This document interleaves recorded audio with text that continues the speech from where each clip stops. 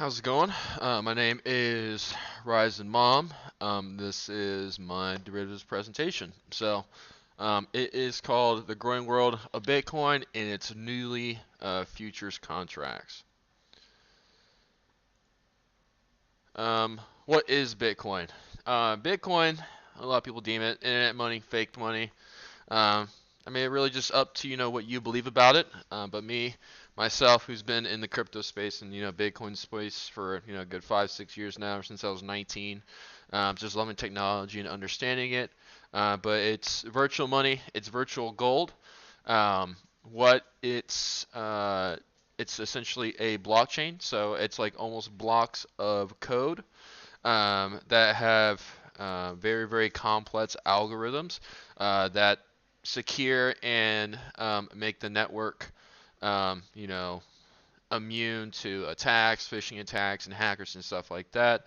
But as you can see right here, it's a decentralized network design. So what that means is that it was designed to be something that is anti-bank, not to have somebody that's in the middle, controlling, your money. For example, um, let's say the bank suspects you of committing fraud or anything like that. They might then go ahead and freeze your money, um, take it from you, you know, tell you to move it to another bank, whatever. That is considered a centralized network. There's a centralization where they can control and make decisions with your money. One of the biggest benefits or even critiques against Bitcoin is that no one can control it. It's considered the ultimate, freedom um, piece of technology. Um, but yeah, so essentially, it's secured by miners, people that are solving very complex algorithms that securing the network, and then in return they get a certain amount of Bitcoin, about every time they solve a block. First thing is talking about the futures, the future contracts and its payoffs. A lot of uh, big firms that own Bitcoin, like to use this strategy to kind of be immune to the downturns and almost even profit off it. A good example is, let's say you own 10,000 Bitcoin, um, and let's say each are 1,200. That's about 8.33 Bitcoin with that contract. However, you want to make more, and you believe the price will go down, and you decide to short the same $10,000 worth of Bitcoin, betting that it will drop to $500. So with these contracts, a lot of time they'll ask for almost like what's considered like backup capital, where if the trade doesn't go your way, then that in itself gets liquidated. But let's say it does in fact actually go down to $500. You earn about 11 and a half in Bitcoin from that trade, and on top of that, 8.33 Bitcoin you already have. You leave with nearly 20 Bitcoin. Even though the price went down, you leave with 20 Bitcoin if your trade target hits $500. And why do people do this? What's one of the biggest incentives? And this example really shows the power of futures in general. In crypto, a lot of people like to use leverage. They can have a small amount of capital and turn that into way more Bitcoin. Doing these contracts, and it can really expand someone's crypto portfolio really by exponential means. So it could grow an insane amount, an amount that it makes the gains yearly by the S&P 500 look like pennies on the dollar.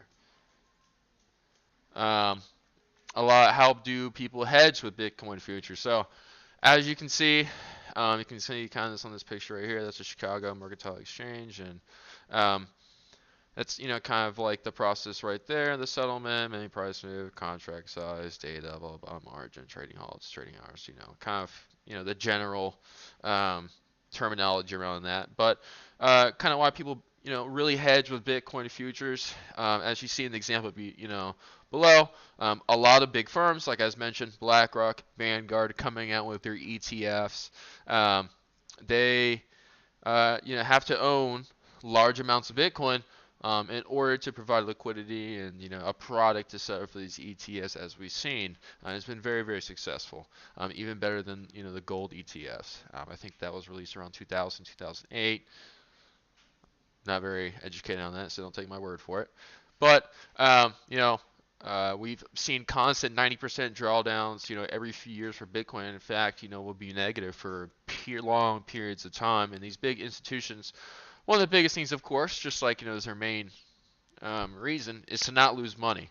So with that kind of small trade as we saw before, there's a way that they can hold Bitcoin long term because they believe in it, while also being kind of immune to those big drops. But it can be anywhere from 30 to 90%. It can happen in a single day. It can happen in a single hour. And it's something that is very true. I've been through it plenty of times before, and it is a gut puncher. I will tell you that. It's overall, as I was just mentioning, it's a very, very volatile commodity. It is very, very prone to high returns. As we've seen, it's up over, hundreds of thousands of percent, and it's also very, very prone to high losses. Um, you know, with these ETFs, there's just billions of dollars that are flowing into, Bitcoin products like this. So, um, futures like this, where they can short it, really, really mitigate the risk of, the very, very still wild coin.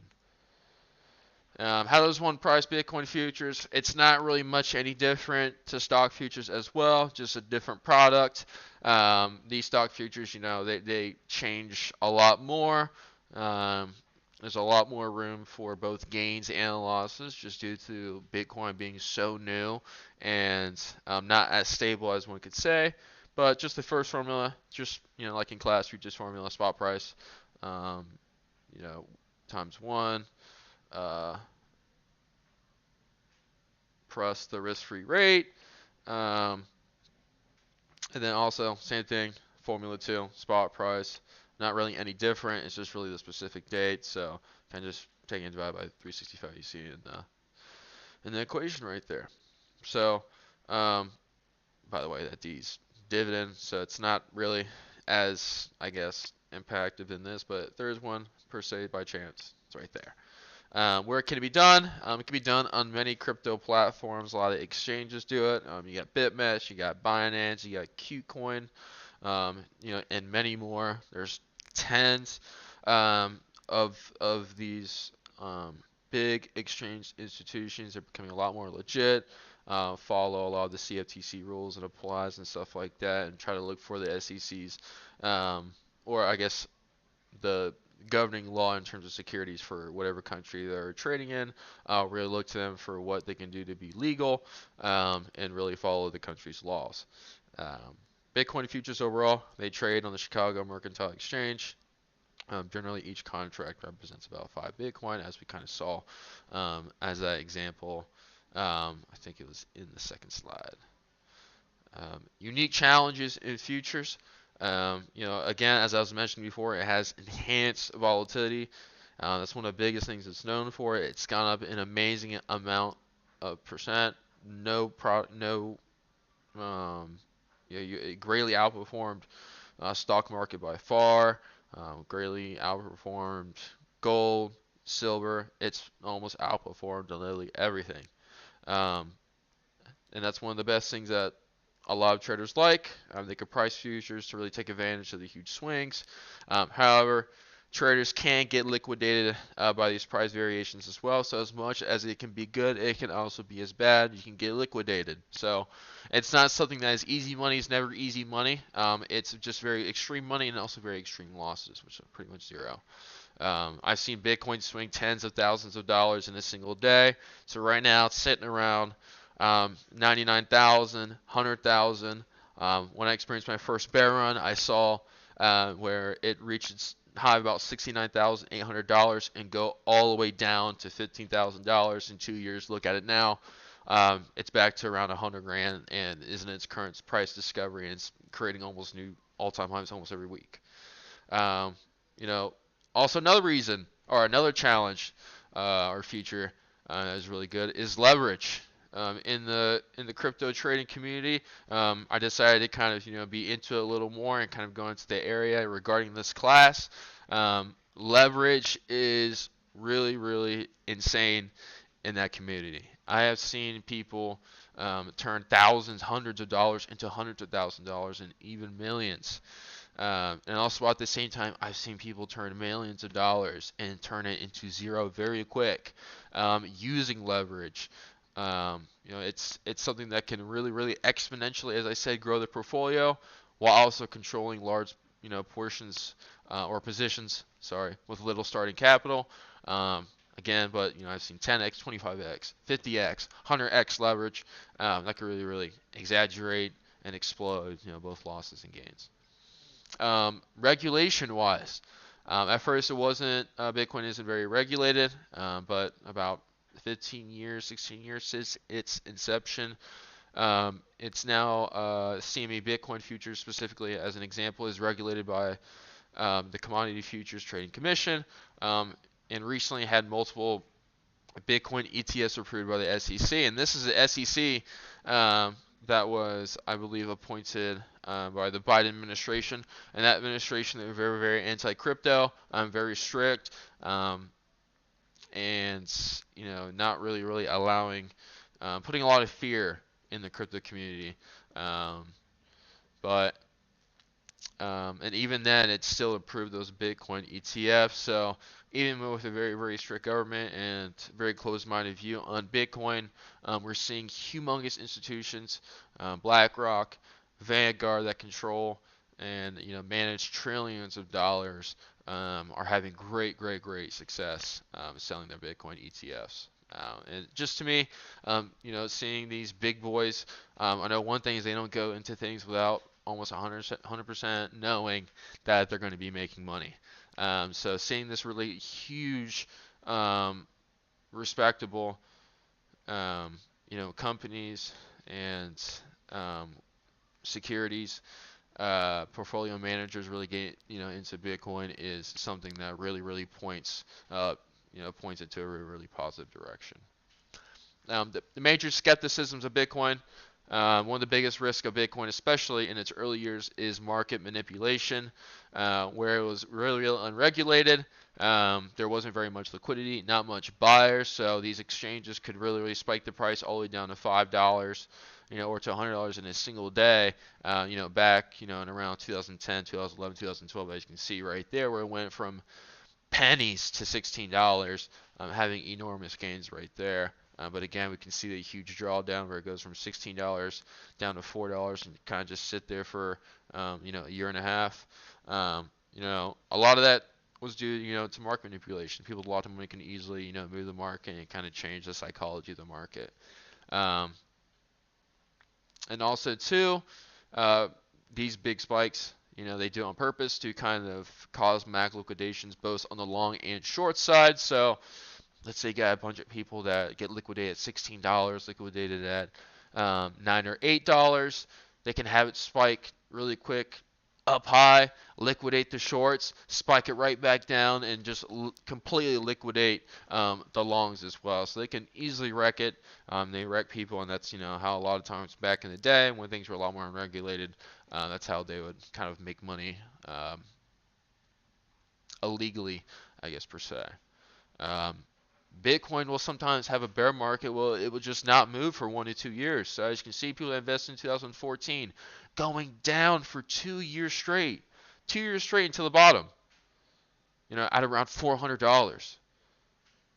Next 3 to 4 years, 3 years, goes all the way up to $16,400.